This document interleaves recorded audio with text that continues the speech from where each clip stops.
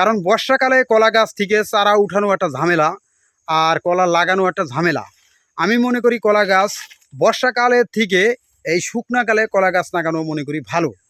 কারণ বর্ষাকালে যখন কলা গাছ থেকে চারা উঠাতে যায় তখন কিন্তু কলা গাছ একটা রিস্ক হয়ে যায়।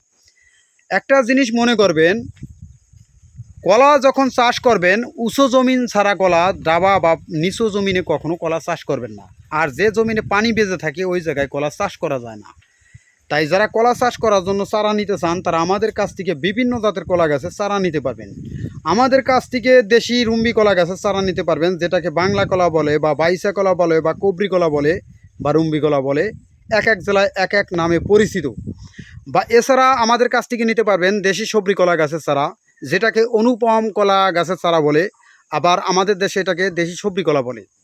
বা অন্যান্য জেলায় ওই কলাটাকেই, ওই কলা গাছটাকেই আবার অনুপম কলা বলে। তাই এক এক জেলায় এক এক নামে আর কি, এক এক পরিচিত আর কি। তাই আমাদের কাছ থেকে দেশি সবরি কলা গাছের চারা নিতে পারবেন, বাহিরিয়ান দুঃসবরি কলা গাছের চারা নিতে পারবেন, জিনাইন কলা গাছের চারা নিতে পারবেন, এছাড়াও রঙিন সাগর কলা গাছের চারা নিতে পারবেন। কোনো এলাকায় কাঁচকলা বলে বা কোনো এলাকায় আনাজি কলা বলে, এক এক জেলায় এক এক নামে পরিচিত। যেটা তরকারি করে খায় ওই কলাটা আমাদের কাছ থেকে ওই কলা গাছের চারা নিতে পারবেন। আমাদের কাছ থেকে সুন্দর সুন্দর কলা গাছের চারা নিতে পারবেন। আলহামদুলিল্লাহ বড় সাইজের ছোটো সাইজের সম্পূর্ণ সাইজের চারা আমাদের কাছ থেকে নিতে পারবেন। আমাদের কাছ থেকে যারা কলা গাছের চারা নিতে চান বড় সাইজের বা ছোটো সাইজের যে কোনো সাইজের কলা গাছের চারা নিতে পারবেন। সবসময় উঁচা জমিনে কলা চাষ করলে ভালো হবে।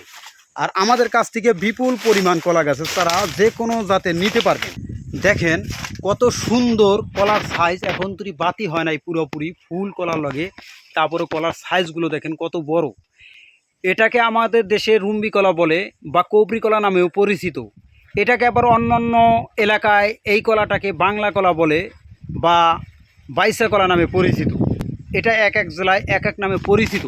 অর্থাৎ এই যে কলা গাছের চারাটা দেখতেছেন, এই কলা গাছের চারাটা সুন্দরভাবে এইভাবে কেটে, মানে এইভাবে কেটে এই নিচের অংশটা আপনাদেরকে সুন্দরভাবে বস্তায় প্যাকেটিং করে দিয়ে থাকবো।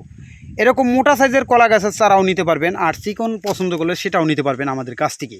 আমাদের কাছ থেকে বিপুল পরিমাণ কলা গাছের চারা নিতে পারবেন। যারা চাষ করার জন্য কলা চারা নিতে চান যে কোনো জাতের কলা গাছের চারা নিতে পারবেন।